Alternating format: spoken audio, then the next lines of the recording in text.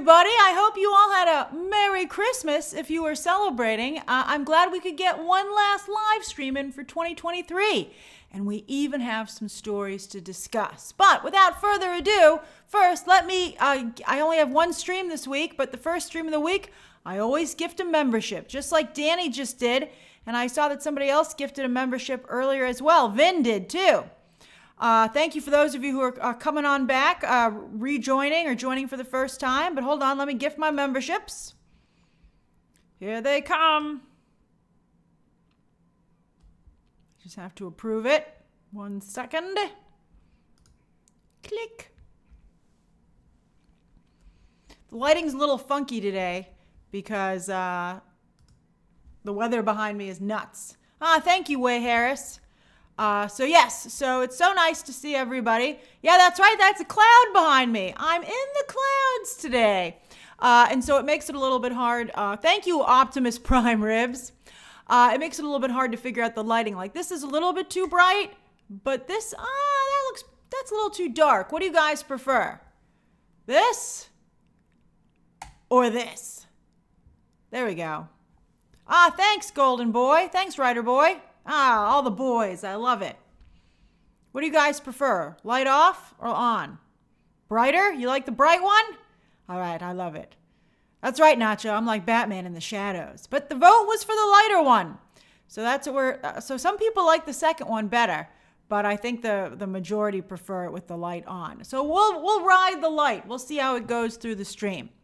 All right, so I have not only doing a live stream today, but there will be a video tomorrow and a video on Saturday because that's when What If wraps, and I have my spoiler video that's going to be ready to go up at that time. Okay, so we do have, I thought maybe I'd have to just do like a 2024 looking forward stream, but no, we have stories. One's a little old, but that's okay. I warmed up this Warner Brothers Discovery story. There's been no progress on it, and I do have some stuff to add to the conversation, so that's why I decided to include it.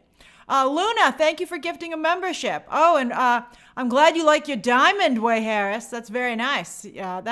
That's 2 years. You guys, you work your way up to the different badges. And it was a BTT member who suggested Emerald and Ruby. So Harris, Way Harris, you're on your way. You're on your way. All right. So as always with live streams, the way this is going to work is that please keep your comments and questions to the story at hand.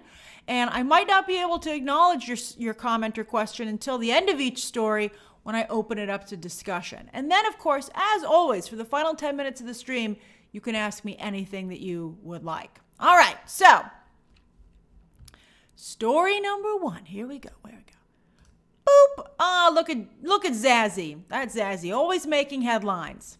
So this news broke when I was literally sitting waiting for Aquaman 2 to start with my screening. And I was like, nuts!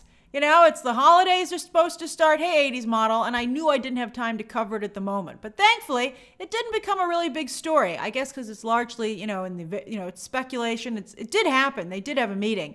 But it's in the extremely early stages. Why would Zazzy have a meeting right before Christmas? What's the rush? Well, it turns out that Paramount has more than one suitor. As you might have seen the story, that David Ellison, the son of Larry Ellison, founder of Oracle, whose 2 children went into the movie business. David Ellison has Skydance, which makes a lot of kind of somewhat crappy blockbusters, although occasionally they're good. And then Megan Ellison, who did Annapurna, which was really big for a while, but then, it's still, it's having trouble. It's not really producing anything right now. And there was a story that her dad had been like, I'm not going to give you any more money because, you're not doing anything with it. Because their dad, Larry Ellison, largely founded their Hollywood efforts. That's right, Mika. David Ellison and Travis Knight both have, Travis Knight's father, Phil Knight, is the head of Nike. And, Travis Knight, of course, started Leica with his father's Nike money. And so that's an interesting little trend that was going on there for a while. So David Ellison's like, maybe Daddy's money could buy me a studio. And it might be able to. Now, David Ellison isn't making a deal with Paramount. What he's trying to do is do a stock takeover. He wants to purchase a lot of stock and therefore he would have the controlling interests of the company. So it's not like a team effort with Sherry Redstone, although she would get a whole lot of money. It's funny, Sherry Redstone fought for years to wrestle this company away from her father, Sumner Redstone, and now she's just selling it off for parts. That's the question. Will it stay as a single entity, or will parts of it be sold off? I believe it's Byron Allen who he just wants to buy BET. He put out an offer for BET. He said, I just want that part of the empire. Give it to me. So we'll see. We'll see what Sherry Redstone decides to do. All right, so this would be a merger, all right? And I'm hearing that David Zaslav still wants to sell to another party, but he feels that by merging with Paramount, that would create even greater value and something that would be something that a company would be more interested in purchasing. So that wouldn't be the end of it, is what I'm hearing. That this would just make, Warner Brothers Discovery has some issues. They're very close to bankruptcy. So they're trying to David Zaslav wants to smush these two together and then say, who wants this? And of course, as some of you are saying, Comcast could potentially purchase this. Although if I were Comcast, this now seems a little bit bloated to me. I really liked the Warner Brothers Discovery idea of Comcast taking that on, and that could still potentially maybe happen. Although maybe Comcast is not signaling that they're interested, which is why David Zaslav is trying this idea. There's also Apple. I don't know if Apple wants to do this, or Amazon. I just feel, and Netflix, but I feel these companies are very happy in the spaces that they're in. Amazon already purchased MGM, by the way. So I don't know why they would maybe want to buy this. All right, so what are the brands, right? I think Paramount only has okay brands. As I said, there's nothing here where you're like, wow, you would have that? It's like nothing huge here. A little bit like when Disney acquired Fox for the bandwidth. They wanted the studio lot. They wanted, the parts. And they got a couple of franchises out of it, but they didn't do too much with it. But this is what Paramount this is what Paramount owns. That's right, Mika. Is The Godfather a brand? The Offer, which told the story of how that was made, was incredible, but nobody watched that on Paramount Plus. Paramount, in my opinion, is very soft. Paramount Plus doesn't do particularly well, and I don't think any of these brands are that exciting. I mean, really, they just got Tom Cruise. But that's right, you're getting ahead of me, Ethan. This is where the value comes in. Nickelodeon. This is actually quite smart. Nickelodeon is a tremendous children's brand, and Warner Brothers doesn't really have that anymore. Warner Brothers has Cartoon Network, but Cartoon Network, I think, isn't what it once was, whereas Nickelodeon is still very popular. And in fact, they have the new deal with Avatar Studios, which is going to be making new Avatar content. That's right, Paul Brunel. SpongeBob is still huge to this day, and that would be a very big thing for Warner Brothers to get their hands on. But I don't see anything else here that I'm like, wow, if Warner Brothers has that. There's also talks about merging CBS News and CNN, if there would be some value in that. Maybe. I don't really see huge value in that. And then, of course, they'd have a television network, CBS, but whatever. But I can see, children's content is extremely important because people want streaming services to function as babysitting to some people. Like Disney Plus has done very well in that regard. So the fact that Max would be able to have all this children's entertainment on there, but with better adult entertainment, I feel there's something there. I think that, I think getting Nickelodeon makes this kind of not a bad idea. But I do feel when it comes to merging these studios overall, you're really watering down the brands and the personality of these studios. Particularly, I feel Disney and Warner Brothers, and even Fox. Right before Fox was acquired, I got to be on the Fox lot. I was there for a screening for, I think it was the last Apes movie. And it was incredible to be on that lot. It was just had so much history there. They had the wonderful, iconic Die Hard mural on the side of one of the studio buildings. And it just was really cool. Fox has had a wonderful, wonderful history. In fact, on the day before Christmas and Christmas Eve, I watched two movies. I watched Die Hard and Home Alone. And those are both Fox movies, which now Disney, of course, has the rights to. And they couldn't figure out anything to do with with Home Alone. You know, that was a disaster. And they haven't even tried to take on Die Hard. The lighting's getting kind of weird. That looks better. Okay. So I think that Fox was an incredible brand, and I do really feel the loss of that. I don't really think that Paramount has a huge brand, to be honest with you. But I worry about what it does in terms of dilution to Warner Brothers.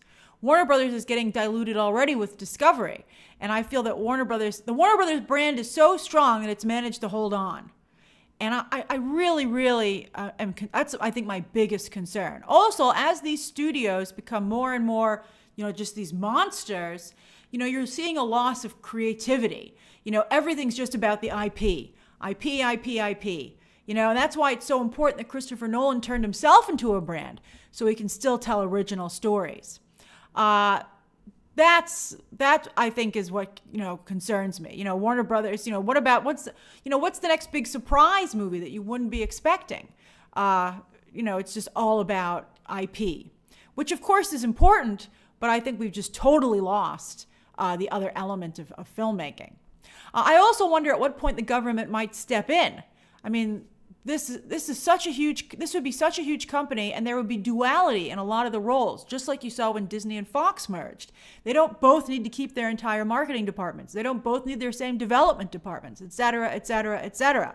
And then if they're purchased by another party, you would just see so many jobs going away. It just becomes too streamlined, and there just aren't enough jobs or competition in the marketplace. But you know who's going to make a lot of money? David Zaslav. David Zaslav already made $250 million off of acquiring Warner Brothers, and he would make even more with this situation. And you know who else?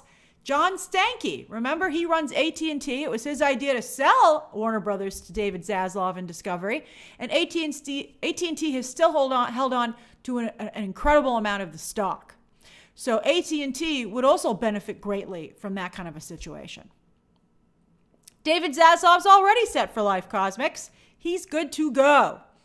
Although I think that his legacy, I think he didn't suspect that he'd be booed when he went out in public. I think that his legacy, real damage was done to all of the executives, particularly Zazie and Iger during the strikes. But I think David Zaslav is still in a very special category because he just slash and burn. And just complete disregard for creativity in the industry. So what do you guys think? I'll open this up to questions and comments about this story before we move on to the next one. But I think this is still potentially something that could happen. I think what this tells you is that Warner Brothers is definitely going to be sold. David Zaslav's not allowed to do that until April 2024. That was part of the deal of acquiring Warner Brothers. He has to hold on to it until April 2024. But at that point, I think you can see, especially because he took this meeting, that he's going to sell it. Oh, thank you, Not Modern. Art, that's really very kind of you to gift those memberships. All right, but I think that something's going to happen, for sure. Warner Brothers will be sold or merged and then sold again. But that's definitely going to happen. All right, Adrio says, what about Universal acquiring Warner Brothers, Grace?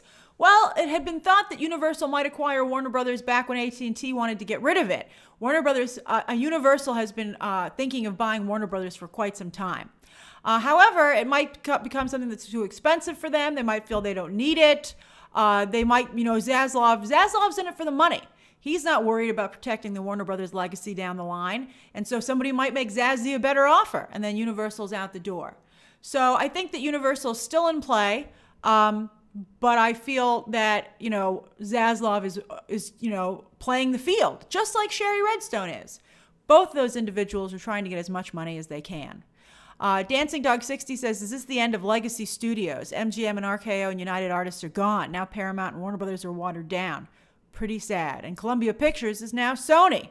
That's true. That's very, very true. I think that you're going to really lose the studio culture, which is a real shame because that's a big part of the magic of Hollywood. Oh, thanks for gifting a membership, Dancing Dog 60. Lloyd says, will this affect DC and the DCEU? Of course it will, because it'll have new ownership and a new studio executive shepherding it. And they would have to decide if they were going to keep James Gunn and Peter Safran or not. They could even sell DC for parts. Although, I mean, that's really sad. Does DC still have value? Well, that's a good question. Let me ask you. You guys want a poll? Here's a poll. All right, hold on. Here it comes. Start a poll. Does DC still have value? That's right, Nacho. Batman does. Yes. Keep it in the package. My pleasure, Benji. What a nice thing to say. No. Sell it for part. Sell it off. Just keep it in the package. No, sell it off. I think those are the only two options. Yes, keep it in the package. All right. That's the poll. Hey, Lisa, thank you for gifting some memberships. Lisa, I responded to one of your recent comments. I don't know if it's a personal matter, if you want to discuss it, but I hope you saw my comment that I hope you're having it. I hope you have a great 2024, Lisa. I'm rooting for you. Okay. So by the way, anyone can vote in a poll. You don't have to be a member. Only members can join the chat, but anyone can vote in a poll. Riley Steele, while you guys are voting, Riley Steele says, how will this affect Max? It would just become a larger streaming service. I think they would be rolled into one. And again, it would get largely, I mean, if you've ever been on Paramount Plus, I'm a subscriber, but the only real value is that you can watch CBS shows the day after without commercials, and also the children's content. And so it would just, I think, give Paramount Plus a more robust children's section. Stephen says, selfishly, I wouldn't mind Universal buying Warner Brothers. I would love for them to add a Barbie Land to the theme park edition. That would be great. That is one of the main reasons I agree, Stephen, that I would like to see Universal pick up Warner Brothers because of their theme parks, which they're aggressively expanding. Although they do have the Harry Potter license, so I guess that opportunity still wouldn't totally go away. But wouldn't such a huge monster of a studio, Warner Brothers, Paramount, and whatever purchases them, maybe want to build their own theme parks? I agree, Dory does voices. Barbie Land is a great idea, Stephen. That's really, really a great idea. I would love to go visit Barbie Land. But I think, let's just see what they decide to do. But I think, do they want to wait that long? Do they want to go buy? It's a big investment. And it's a huge endeavor in terms of hiring all the people to run it and to get all the land and to build all that. And Universal's already up and running. So maybe they could maybe that's why Universal would buy it, right? Thank you for gifting a membership, Cat Jack. Trisha says, do you think this merger would be a bigger company than Disney? That's a great question, Trisha, because from what I'm hearing, that's a big reason that everybody's doing the merger game because of what Disney did. And Disney did it to be able to compete with Netflix. And so if you want to be able to compete with Disney, you need to be that size. So that's why they're creating fellow behemoths. I don't think the company will be bigger than Disney because Disney, again, is such a strong brand. Although Disney's doing so much to undercut that brand these days, let's see how it all shakes out. Christian says, if they don't care about the creative, how is it that they let DC do whatever? What do you mean? Happy New Year to you too in Uruguay. I'm not quite sure, though. I understand your question now. Whelm says they need to keep DC together. Oh, no. I wouldn't sell off DC for parts individually, but I'm talking about sell off DC as a whole, like DC Comics, the DC Comics brand, right? I think clearly Warner Brothers doesn't know what to do with it. I think even to this day. And I have to be honest with you, based on the handling of some of these Paramount brands, I don't have tremendous faith in them to handle the brand either. So I'm not even sure who would purchase it. I think DC honestly needs a very big break, a huge break. All right, let me end the poll. 67% of you feel there's still hope in DC and to hold on to it. I think probably you're right because Batman is such a big brand, and I think Superman to a degree. But yeah, I mean, I think Batman's just extremely valuable. Right there alone, that's a lot of money. Joseph also likes the idea of a Barbie Land. Barbie Land should exist tomorrow. I think it's up there with Wakanda. Places in movies that it's odd that they have. Well, Barbie just came out, but it is weird that Disney hasn't done more to capitalize on Wakanda because it's just so popular and it's a place that so many people want to go. But yeah, I think that Barbie Land is a phenomenal idea. Just absolutely phenomenal. All right, let me just see if there are any other questions. Cosmics, that's very nice of you to say. I hope film school's going well. You're probably on break now, though, right? Sana, as I just said, with streaming, they would probably combine the streaming services and really just give Max a more robust children's space. Poke says Marvel needs a big break, too. Yeah, I don't know if Marvel should take a break, but they should slow their roll. And they are going to in 2024. Much less Marvel content in 2024. I hope that does the trick. Because a healthy Marvel is very important for the Disney. These studios need to be healthy. That really helps the movie business and the fan space. All right, let's get to the next story of the day. All right, here we go. All right, so that's story number 1. Story number 2. Hold on. Boop! The post-Christmas box office. The reason I'm not waiting until movie math is because it's already, I needed a story for one. And then also it's already taking some surprising turns. Professor Alita says Hasbro is building their own theme park and it opens next year with a Barbie land. I appreciate you letting us know that, Professor Alita, and I love your avatar there, your avatar picture. But I can't see people being very excited to go to Hasbro land. I feel like it needs to be in a place that already has a lot of people going. All right. Christian clarifies and says, usually the critique is that they let DC directors run rampant. But that's because they don't have a lockdown on the creative. They just don't care. All right, so we're moving on to the next story. So some crazy stuff happened, okay?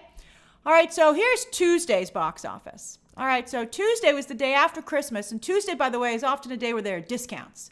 Most theaters will offer like a $5 ticket. All right, hold on. I'm going to make it so you can see it, so I have to go behind it. Oh, here I am. Okay. We move on to the next story. Oh, I didn't boop? Boop, boop, boop, boop, boopity, boop, boop. Okay, so Wonka rose to number 1, beating out Aquaman. They're close, as you can see, the day after, but that was very interesting. I'm very excited for Wonka. I really want a Wonka sequel. It's interesting. I'll tell you something interesting. Wonka is, well, we'll get to Wednesday in a minute, but it's at about 100 million now, but it's pacing a little bit behind Mary Poppins. Mary Poppins did in the 170s domestic and didn't get a sequel, which I think is interesting and a little scary because I really want that Wonka sequel. But Mary Poppins only did okay overseas. In fact, Wonka has already made the same amount that Mary Poppins did overseas already in about 3 weeks. So that to me is promising because Wonka will go further. I would like Wonka to end.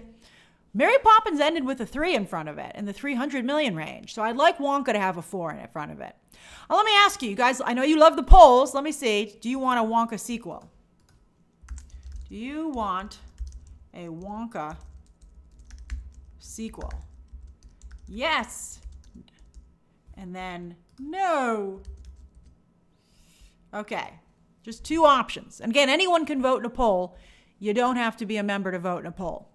All right, so let's go back to the box office. So this is Tuesday, and you can see that the color purple dropped significantly. I'm very sad about that. Some people speculated that the color purple would only do well on Christmas Day, and it's sad to see that that seems to be the case. It dropped 61% on Tuesday. At least these 3 movies are all still pretty close, though, on Tuesday. But on Wednesday, it's going to get real sad in just a minute. You can see Migration popped up post-Christmas, which is nice, although and Anyone But You did as well. But Boys in the Boat and Iron Claw and Ferrari continued to fall. All right, now let's get ready to be sad. Okay, here's Wednesday's box office. All right, so here's Wednesday, and Wonka is still holding strong at around 8, but look how everybody else dropped. Both Aquaman and The Color Purple dropped. By the way, Migration should be in here.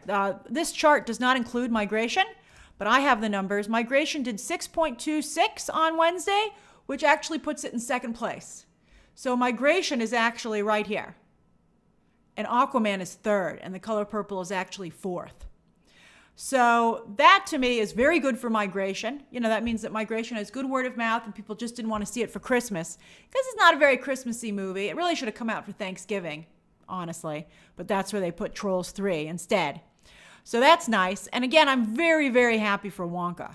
Wonka, as you can see, is now already past 100 million And I hope it just keeps going all the way through January. I really, really hope it does well. Although the sequel's not doing well in the votes. So that's great.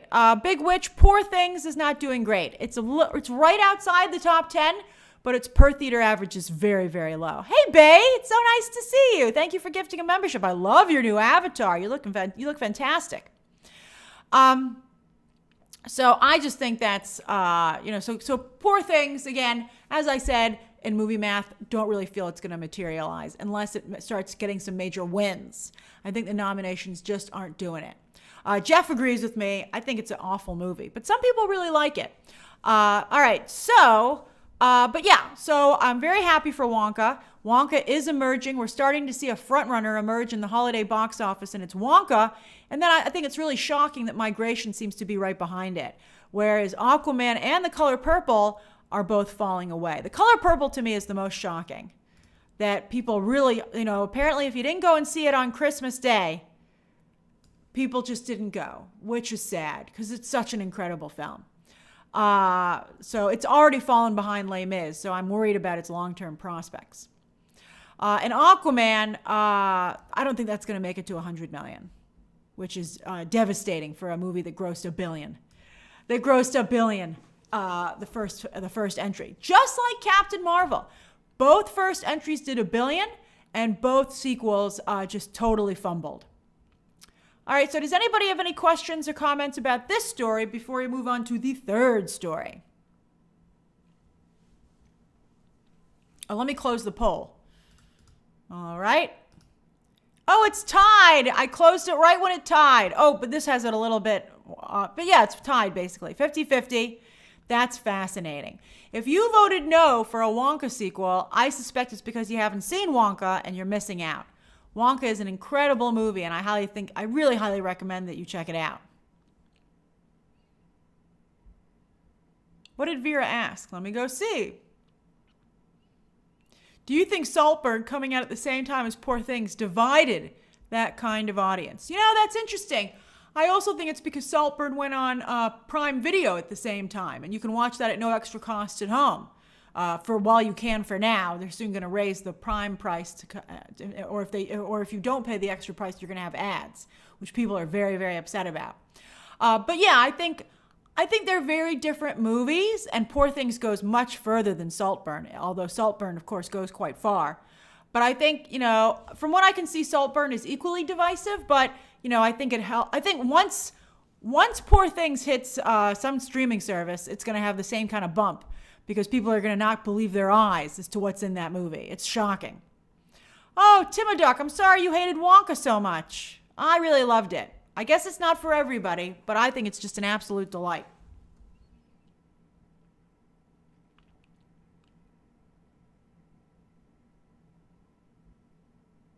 Again, you might like Poor Things, especially if you liked Saltburn. You might really enjoy Poor Things. But just keep in mind that it's an NC-17 film, and it has far more nudity and graphic scenes than Saltburn does. Like if Saltburn is like a 10, Poor Things is like a 20.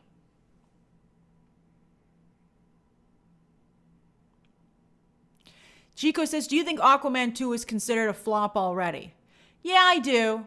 I think it was considered a flop before it even opened, and it has done nothing to turn that around. Stephen Turner says, could Color Purple get a boost from awards shows? I hope so. Such an amazing film. Seeing both The Color Purple and Little Mermaid in one year was magical. Yeah, that was wonderful. I thought it was really, really fantastic representation. And I have to say The Color Purple is I like The Little Mermaid, but The Color Purple is just an absolutely phenomenal piece of filmmaking. But I'm worried that, it's just not, I'm not quite sure why there isn't that crossover appeal.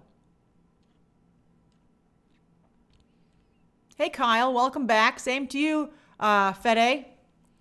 Square One says, my social media was filled with people talking about Rebel Moon and Saltburn this week. It seems like many chose at-home options this holiday season. Yeah, at home and no extra cost. That's, I think always, that's very hard for movie theaters to compete with. Jeremiah says, at this rate, we're going to be done with Matt Reeves and Todd Phillips trilogies before we get a proper DC reboot. I think that would be beneficial because I think that this soft reboot is very hard to follow. Ah, Fetty, that's such a nice thing to say. Thank you. I'm so glad you finally were able to join after watching for 3 years. Hey, John, thanks for joining or for rejoining. Oh, you gifted a membership. Ah, thank you, John. And Big D got it. I love that. Carrie says, why do you think Gunn has made very little social post about Aquaman? He is still head of the division. I think that Lady Jennifer Snow, always so nice to see you, and thank you for gifting some memberships. You're always so generous. I think that James Gunn got burned for supporting The Flash and even Blue Beetle. And I think it's enough is enough for him already. I think he just can't handle it anymore. And I think it's just too much. It's too much risk and not enough reward. As you might have seen, we discussed this a little bit. James Gunn popped over to Threads and he's not on Twitter anymore. So that makes him seem a lot quieter. So I think it's probably better for him because I think he doesn't want to support Twitter. And I think it's better for the brand because that's really his comments have really kind of gone away. Hey, Vera Morris, thank you for gifting 5 memberships. That's so generous of you. Hey, Trisha. I think streaming like Percy Jackson definitely affected box office this Christmas. Oh, well, that didn't all drop at once, though. So I don't know. I don't know if that did. Although that show does seem to be quite a big hit so far. We'll see what happens. I think it's interesting, everybody, scoopers and the trades even, only seem to be wrong about James Gunn material. He has such bad luck. They're right on everything else except for his projects. I mean, let's see. I haven't heard any of that news about the Batman 2, by the way, but I would think that Robin would be in that movie. I mean, we'll see. I mean, I think that's what everybody wants, and I think that Matt Reeves would be missing a huge opportunity to bring Robin in. We want to see it done right. We want to see it be a child. That's what Robert Pattinson wants. I really would like to see that happen. So I'm disappointed if that's not actually true. Ben 10 says, do you think Momoa could still be Lobo at this point? I do. I do think that he will. Because I think that James Gunn kind of promised it to him. And I think that Warner Brothers just absolutely loves Jason Momoa. They just love him. They're really, for some reason, they're hardcore in the Jason Momoa business. So let's see. All right. So let's move on to the next story. And then you can ask me anything that you would like at the end for the Q&A. Danny says this Christmas season was bad for box office compared to last year. For sure it was, Danny, because there's no big movie this year. There was no Avatar. There was no Star Wars. There was no Spider-Man. And I think that's been obviously really a big problem. And the little movies just couldn't make up the difference. Where would Lobo go, Javi? That's the problem with James Gunn's world. He would go anywhere. He would just run in and do something stupid and then run out. Because, it's just going to be DC Guardians of the Galaxy, which I'm very, very worried about. I hope that's not the case.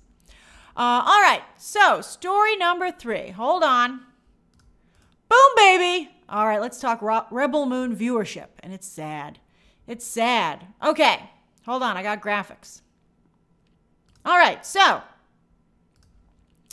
here is Rebel Moon's. This dropped right when I was editing Movie Math on Tuesday, by the way. I was like, are you kidding me with this? So I'd already filmed Movie Math, so I couldn't include this. So here is Rebel Moon's first weekend. And it came out, by the way, remember, this is only for a few days. But that's still, I'm going to compare it to some other movies that had the same situation.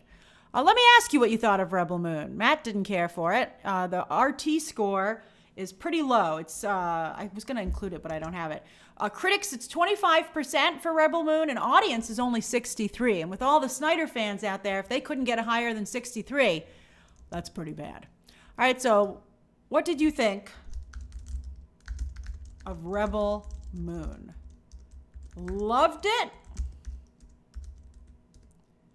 Meh. Oh, no, it was okay.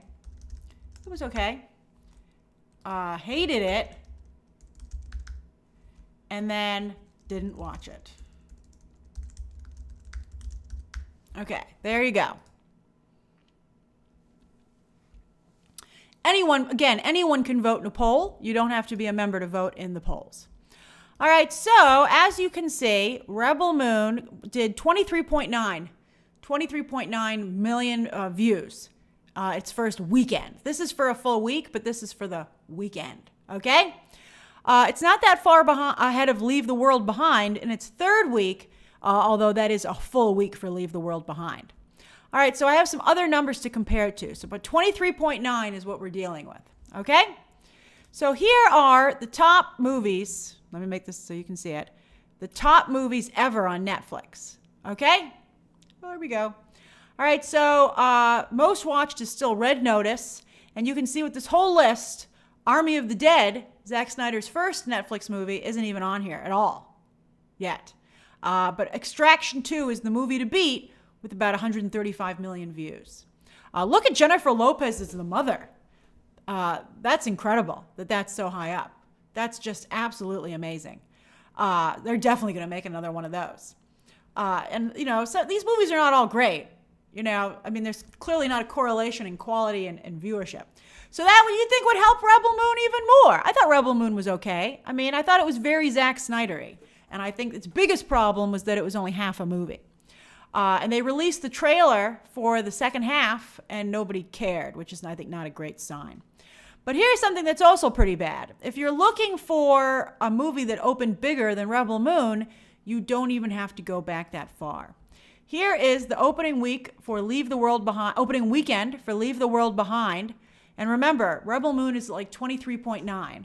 Leave the World Behind did 41.7. That's so much higher. That's just absolutely incredible. Then, Leo, the Adam Sandler animated movie, did 34.6, again compared to 23.9 for Rebel Moon. And then it gets even worse. Here is The Killer, which nobody really watched, didn't make a dent at all, even though it's from David Fincher and Michael Fassbender, and that's at 27.9. That has a bigger number. These numbers right now, Christian, are for just the first weekend, just like Rebel Moon. These are not 91-day numbers. But the chart that I had before here, this is the first 91 days. This is the first 91 days. And you can see those are the top things for other categories. You can see Troll is the most watched non-English film. Wednesday is the most watched English language show. And Squid Game is the most watched non-English language show. But that's just, Lisa, you didn't like Leave the World Behind? I've heard such mixed things on that. Some people like it, some people hate it. But to me, so what went wrong with Rebel Moon? Because, you know, Army of the Dead did much better. And I think quality-wise, they're about the same. I think that he here is not coming off of the Zack Snyder's Justice League situation, which, of course, created like a huge frenzy around him and interest in what he was doing. He tried to recreate that with Rebel Moon by trying to say that just like DC had rejected him, Star Wars had rejected this script. So he was trying to create, I think, the same kind of feeling of like Zack Snyder's Star Wars. And it just didn't work out. I think because it's not very Star Warsy. As I said in my review, it's more like Dune, which itself is only moderately popular. I would also say that Zack Snyder, while I think he's a very strong director and particularly a strong action director, I think he's not a great writer. And also, I think he was held back by his budget here. He just couldn't go as far. He couldn't really put the pedal to the metal. I wish he had taken the entire, like the 165 or whatever, and done both movies. I mean, just done one movie with it. And there's also apparently like a R-rated director's cut coming down the line, but I don't really think anybody's going to watch that. I think this also begs the question of what do you do when you have a two-part movie when the first part doesn't hit? This is the exact same problem that Tom Cruise is dealing with Mission Impossible Dead Reckoning. You know, you're just stuck with a second chapter that people have very little interest in. So I really don't think, I think that should be a trend that stops. I think they should make one movie, put their all into it, and then if it does really well, then you go and maybe make another movie. Let's see what the poll says here. Hold on. All right, here it comes. All right, 56% of you didn't watch it. Yikes. Only 21% thought it was okay. 13% hated it. And then a mere 8% loved it. That's rough. I think, you know, to me, it was the closest to Sucker Punch. You know, I think he just went full Zack Snyder. And, you know, you should never go full anything. You know, I don't think anyone should ever go full anything. I don't think Greta Gerwig should go full Greta Gerwig. I don't think Christopher Nolan should go full Christopher Nolan. I think this is why you have studio executives. And the streaming services tend to write blank checks for their creative talent. Apple's having the exact same problem over with their movies with Scorsese and Ridley Scott. Oh, Oace, I'm glad that I was helpful. Oh, Giancarlo, 20 memberships. That's so generous of you. Thank you so much. Very, very kind. Oh, Nacho's pointing out that Maestro didn't even make the top 10. Yeah, I don't think that's going to materialize at all. That Bradley Cooper movie, I don't think it's going to, I think it's done. It should be done. I don't like that film. I think it's so offensive that, you know, it focused aside. You know, what they did to Leonard Bernstein is why a lot of LGBT talent is reluctant to come out of the closet, because they don't want their sexuality to define, you know, their entire career or to pull focus from it. And to instead focus on Leonard Bernstein's personal life and completely sweep under the rug. You know, it's like they did an opposite. They put all of his achievements in the closet. And that was just shocking, because Leonard Bernstein, and I also, as I said in my review, it would be so much better to point out that it was LGBT talent that changed the classical music, the world of classical music in pop culture, and especially in the United States. I mean, I was in awe watching Maestro to see Leonard Bernstein sitting next to Aaron Copland, who does Rodeo, the beef song, you know, What's for Dinner, and to point out that it was this LGBT talent that popularized classical music and made the United States compete with Europe on that front, I think would have done so much for LGBT representation. It's just, I can't believe Bradley Cooper isn't getting called out for it, because I think it's just so offensive. So.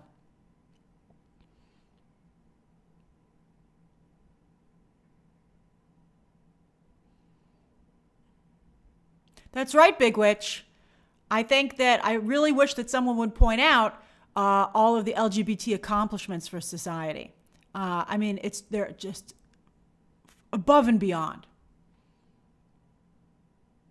That's why I think it was great that Rustin pointed out that, you know, that individual was so important in the civil rights movement. You know, again, really, really important to point this stuff out.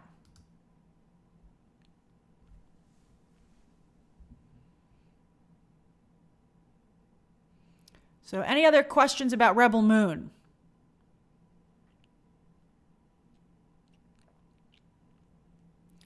Legendary Legend feels that Zach was the problem, and that Legendary says that Snyder was, you know, maybe looking more for the drama of the situation instead of just putting out great projects. But, you know, I believe that, you know, Zack Snyder stands behind his work and feels very good about it.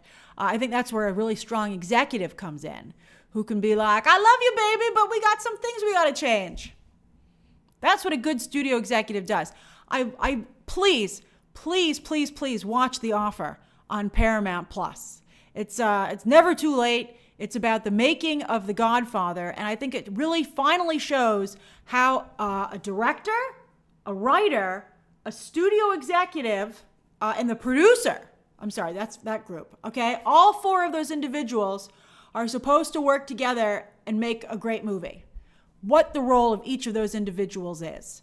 You had Mario Puzo as the screenwriter. You had Francis Ford Coppola as the director. I forget the name of the producer, played by Miles Teller, brilliantly. But then also, I think that it really underscored what a brilliant studio executive Robert Evans was, and how he was supposed to fight for the creative while also dealing with the people, the business that owned the studio at that time. I mean, it's just, if you want to work in the movie industry, I really feel like you should watch it. Al Ruddy. Thank you, everybody. Yes, Al Ruddy. I mean, really, absolutely incredible. Endra says, who has Paramount Plus? Maybe you could buy it on iTunes. Let me see. You could churn Paramount Plus. That's right, Dakota. Matthew Good was amazing as Robert Evans. He was robbed. Let me go into the stupid new iTunes store. I hate it so much.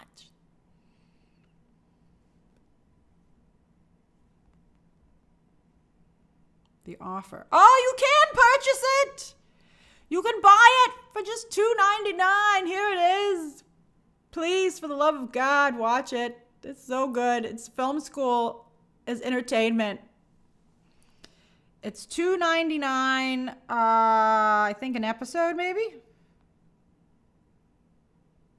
Look, you get a 7-day free trial. Go watch it. Oh, thanks, Wandering Seth. I mean, it's just incredible. It just doesn't get any better than that show, in my opinion. Very sad that nobody watched it. It's so sad. It's so good. Somebody just gift some memberships? Oh, yeah, Wandering Seth. I said thank you. All right, does anybody have any questions or comments about Rebel Moon before we get to the Q&A? I think I already opened up the questions and comments. Yeah, I think I did. All right, okay. Oh, Davey, I'm so glad you watched The Offer. That made me so happy. Oh, Ben 10. Yes, I'm so glad I convinced you. Please go watch it. All right. Q&A time. There we go. 10 minutes. It's 4:23. You can ask me anything you'd like until 4:33. Marco says, do you think Sofia Boutella will lead another movie? I do not. I'm shocked she's leading this movie. I mean, I thought she actually did a pretty good job, but clearly she's not a draw.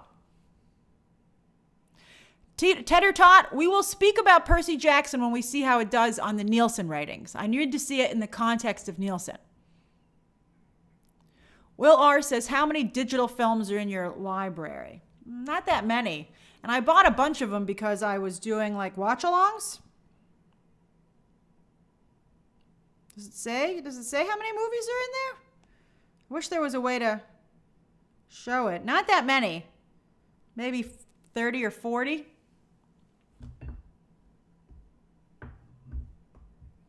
John says, Lionsgate announced acquiring the rights to a Monopoly movie. Well, they bought the Hasbro movie company, E1. I'm not sure. Does that really come with all the Hasbro rights? Nacho Flores, I did see the Joker image released by Todd Phillips, but I really want to see a trailer or something a little more concrete at this point.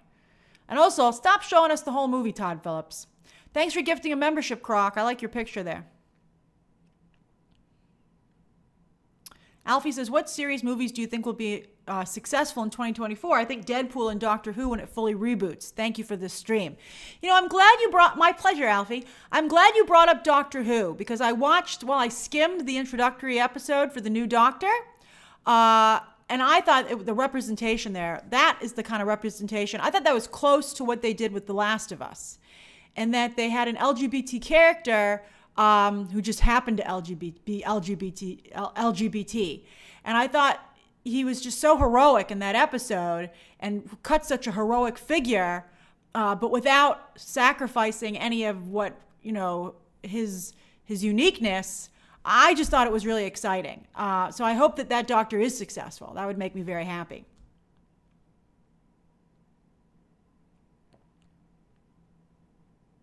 George Gilly says, would you make more Hunger Games films? If I could keep the budget down, yes, I would. Welcome back. Hey, Mitch Kruger, thanks for joining. Happy holidays to you too, Sonny. Oh, is that Croc of Neb and Croc? Oh, if so, I love you guys. I hope you guys are having a wonderful Christmas. I didn't make the connection.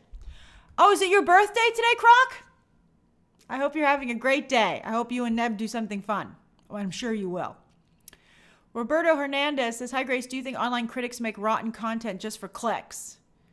I say so for Wish. I love the movie. It didn't deserve bad reviews.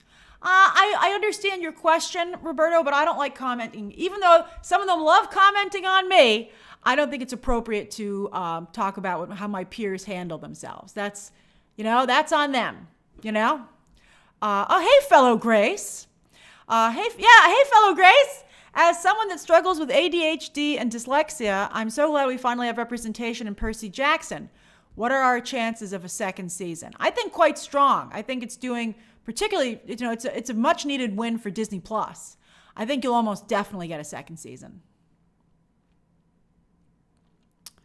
Owen says, can you please wish my friend Mutant Menace a happy birthday? They're a big fan and love your videos. Oh, that's so nice of you, Owen. You're a good friend. Happy birthday, Mutant Menace. I hope you have a great day. That's right, Ben 10. I'm very excited about Joker 2. Super excited. Whelm says, with what little screen time he had, I thought Ray Fisher was fantastic in Rebel Moon. Great screen presence. Do you think he can make a comeback in Hollywood with the major studios? I'm sorry to say, I do not think that he can make a comeback. I think that, if you feel you can't have an honest conversation with your coworker without them blasting it all over the internet, people just simply aren't going to have those conversations. And I think that there's a real concern about, I think that Ray Fisher, I feel really bad about what happened to him, and I'm sure Walter Hamada wishes he never made that phone call. And it was inappropriate of him to do that, for Walter Hamada to make that call and ask that of Ray Fisher. And I think Ray Fisher was treated very poorly with that production, without a doubt. And he was phenomenal in Zack Snyder's Justice League, and he's phenomenal in Rebel Moon. But I wish that his team, who represented him, had walked him through that situation a little bit better.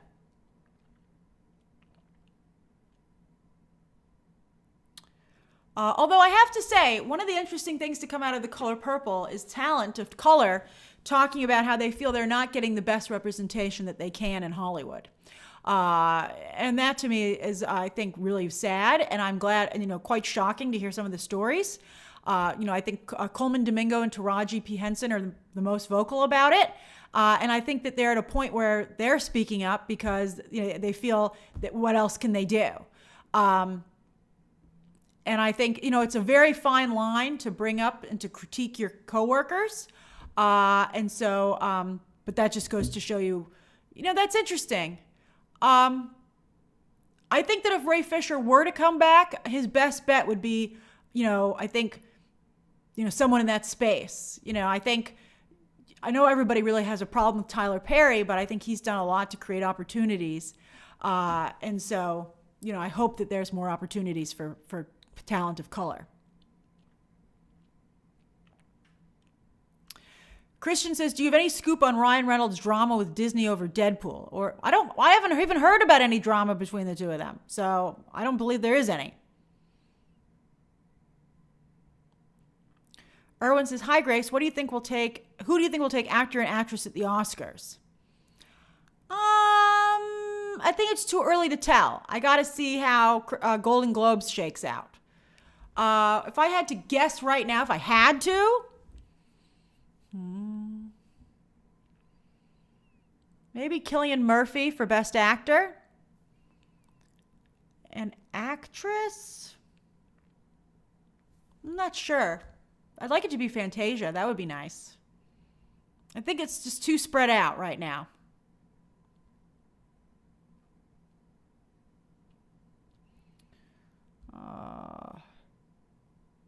Grace Driscoll says, have you seen any of the Walter Scoble interviews? Is there a chance he will be younger Deadpool? You never know. I think Ryan Reynolds is really big on keeping people in his circle. But I don't know. I don't think I want Deadpool to feel like Deadpool. I want Deadpool to feel like Deadpool 3, not like Ryan Reynolds the movie. Right? I haven't heard anything about Star Wars. They're very quiet over there. Oh, Gustavo, I love you. You got a gifted membership. I love all the emojis you used. Happy New Year to you too, 80s model. Oh, Jeff, you just had a birthday too. That's awesome. Mark Murdoch says, hello, Grace. I've been watching since Indie Mogul days. Yay! And now you're finishing up your masters. Your videos kept me company during many all-nighters. That makes me feel so nice, Mark. That's exciting. And a master's is no small feat. Congratulations.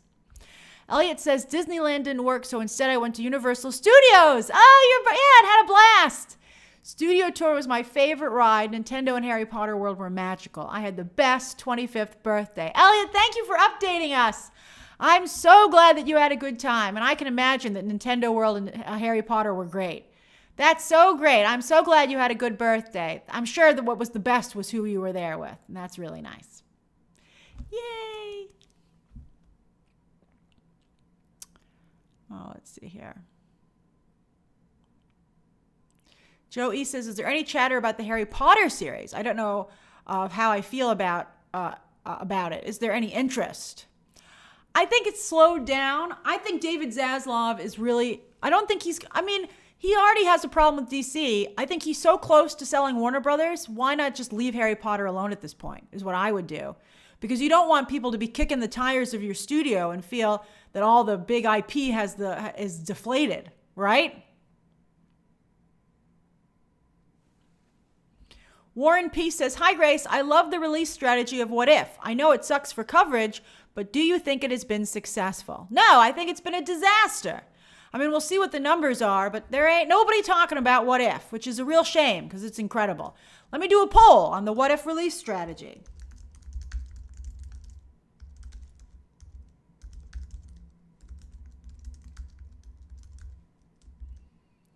Loved it. Watched daily. Then it was hard, but still watching. Oh, it's hard. It's still going. It's hard, but watching. And then love it. Watching daily. And then hate it. Oh no, we'll do waiting to binge. And then don't like it.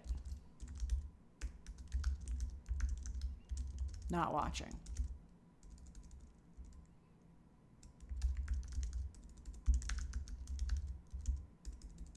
Hold on. Okay. I mean, I can see how it's fun for some of you, but nobody's paying any attention to the episodes. Jamie, I'm glad that everyone on your Twitter is talking about it, but people aren't, it's not trending. It never trended. You know, I see very little about it in the pop culture space. I think it's the combination of the daily drop and being over Christmas, New Year's.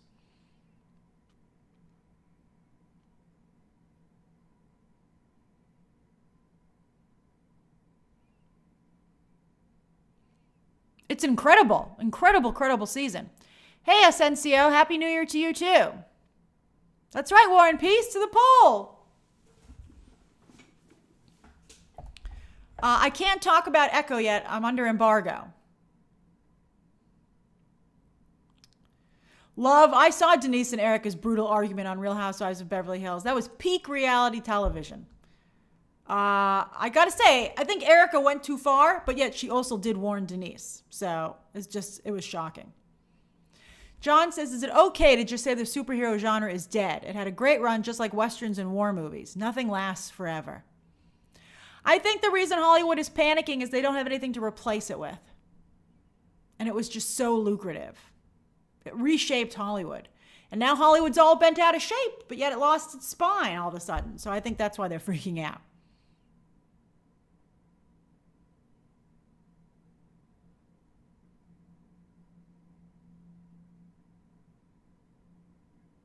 Trisha, I don't know if Percy Jackson affected What If. I think What If is really for hardcore fans only.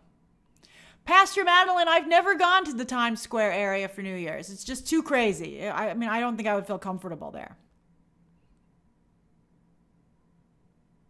JJ Studios, I'm glad you made it, but I did not watch Saltburn.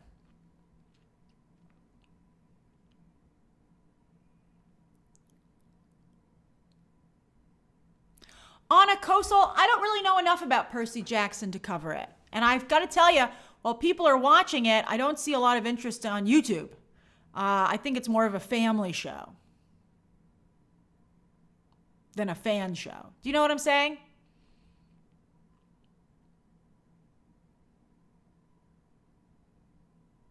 Carter B says, hi, Grace, what's your favorite type of food? Mine is Italian.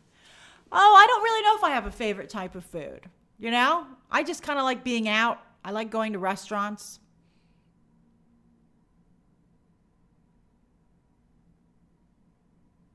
Love, I will be covering the new Avatar show on Netflix. I will be covering that show for sure.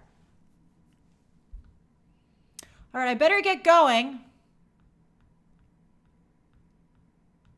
Let me end the poll and I'll do a couple of shout outs. All right, this is very interesting. 31% of you don't like it and are not watching What If because of the daily drop. 28% though love it and are watching daily. while 26% are waiting to binge, and 13% say it's hard, but managing to still watch it. So that's interesting. Only 31% are not watching it at all, although 26% are still not in play because you guys are waiting till it's over, which will be Saturday. So that's interesting. I think it was a mistake. I don't think it was a good idea. Ethan, how did I not see your super chat? Let me go back and find it.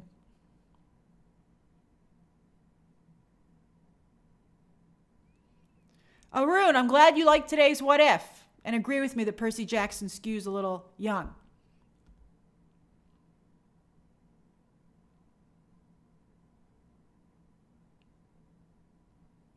Giancarlo says, do you think it's maybe people are waiting to watch Rebel Moon so they could watch part 2? No, I don't think so. Maybe that's what they're telling themselves over at Netflix. I don't see a comment.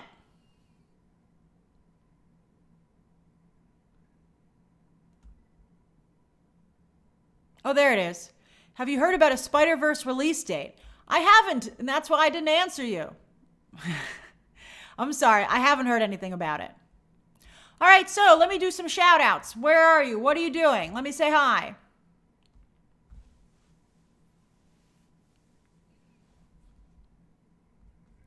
George Dilly says there's just too much content, too much to consume. It's true. That's why you have a fractured audience.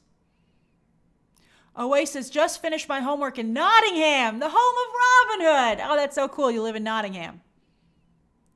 Nacho Flores is in bed chilling. Well, Danny says, sending love from Guatemala. Ah, thanks, Danny. You're such a bright spot in the BTT membership. Jared is doing bicep and tricep day at the gym. Good for you. Buff it out. Travis says, at work, not working. Everyone is on vacation. Cat's away. Oh, that's great. The mice will play. Good for you, Travis. Nothing better than casual work days. Let's see here. I hope they're treating you to some food parties, like order a pizza or something. Pastor Madeline says, resting from a morning of shopping, a not so hard life. Post-Christmas shopping. Steve says, you know me, Grace, always watching you doing music. That's awesome, Steve. Oh, I hope things went well for you. That was so cool. I did see some of you on The Voice. That was really exciting. Ben 10 says, I'm in my bedroom enjoying the live stream in France. Ooh la la. Well, Collector N is reading Spawn in bed right now. A lot of you guys are getting ready for sleep. It must be because are you in the UK maybe? Or Europe? Jamie Isaac Choi is chilling in Panama. Let's see here. Let's see here. Jico says, sending love while waiting for my friend to finish work so we can go out for dinner. Oh, that sounds very nice. Trisha says, eating Baked by Melissa mini cupcakes and watching Medusa and Percy Jackson. That's great. I'm glad you made a party of it, Trisha. And Elliot says, I went with my family and it was my first time. The Psycho Norman Bates ride was, so Elliot, the Norman Bates ride was a fun part of the studio tour. I feel the ride was for me as a film lover. That's so great. That's so great. I'm glad that they still celebrate film to a degree. Hollywood Studios at Disney really lost that element, which I feel bad about. Dancing Dog 60 says, in Boston, watching BTT on my brand new Roku 4K stick that my niece got me for Christmas. That's so nice of her. Love to Travel is chilling out in Cali. Thanks for gifting a membership, War and Peace. Very clever name, by the way. Happy New Year, legendary legend. Oh, CJ, I'm so glad you're COVID-free. I'm sorry you had to deal with that over Christmas. Mr. Magic says, Grace, it's my birthday weekend. From you, can I get a birthday shout out? It would make me so happy. My pleasure, Mr. Magic. You always make me very happy. I hope you have a fantastic birthday weekend. All right, I better get going so I can work on those other 2 videos. I hope, what's that? Alejandro Diaz is also taking some time while at the beach house in Costa Rica to work on a follow-up short story to my book. Wow, Alejandro, I love it. That's so awesome. And Sunny, Happy New Year to you too. And love to you in Dallas, love. You guys are all so great. I'm really glad I was able to do this stream today. All right, Happy New Year. Some videos are still coming, but I'll see you in 2024. All right, everybody, party safe. Bye, bye, bye, bye, bye, bye.